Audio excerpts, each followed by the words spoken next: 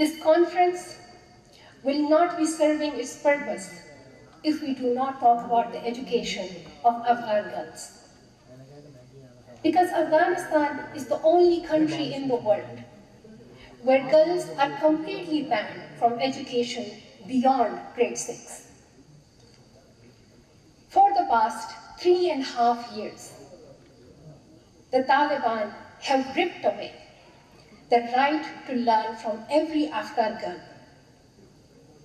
They have weaponized our faith,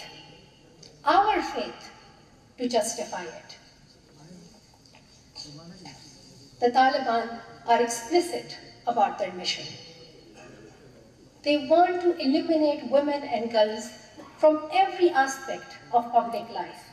The Taliban have issued more than 100 laws to strip away women's rights, including their right to education, employment, healthcare, and every basic freedom you can think of. Their cruelty knows no bounds.